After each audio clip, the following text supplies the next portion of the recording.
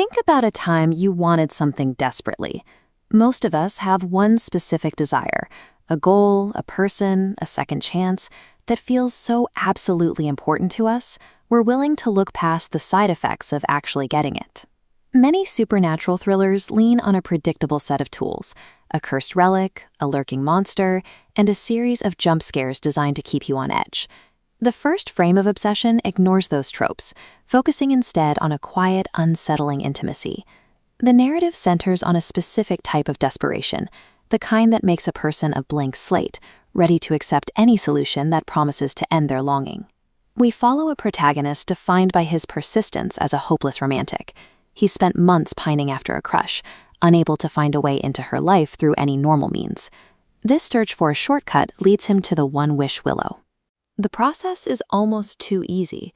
He finds the tree in the woods and whispers his request into the glowing branches. Immediately, reality seems to pivot. Every interaction goes his way, obstacles vanish, and he finally secures the relationship he thought was impossible. But we've seen enough of these stories to know that when a wish is granted this perfectly, there is a hidden cost waiting to be collected. We are watching a trap being set. The film shifts away from its romantic opening and begins to transition into a psychological nightmare. The movie builds this dread through deliberate pacing. It avoids cheap shocks, opting instead for a thick, heavy atmosphere that slowly increases the tension as the protagonist settles into his new life. That initial romantic spark begins to warp. The edges of his affection become jagged and fractured, spreading out like a fever. As the audience, we see the consequences first, watching the mechanisms of the wish tightening around him until it backfires. The horror is effective because it's tied to relatable human flaws. He isn't fighting a demon, he's dealing with the fallout of his own unchecked desire. This gradual tonal shift forces us to experience the same creeping realization of doom that the protagonist is trying so hard to ignore.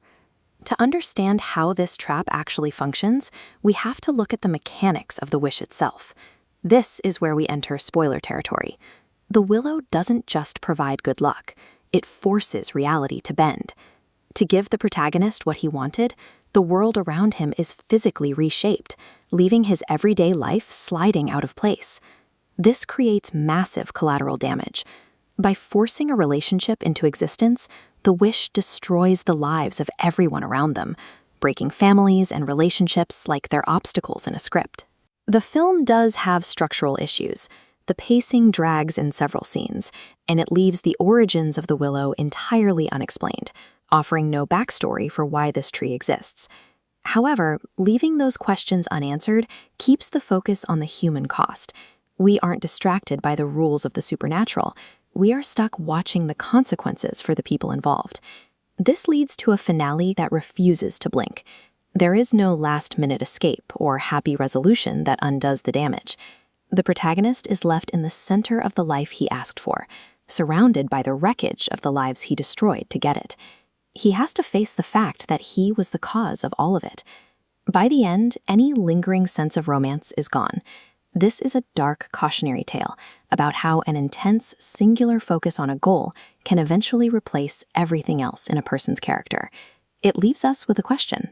If you found the willow today, knowing that every wish would be granted through this kind of reality-shattering cost, what would you be willing to sacrifice? The film leaves us with the realization that getting exactly what you want might be the most dangerous curse of all.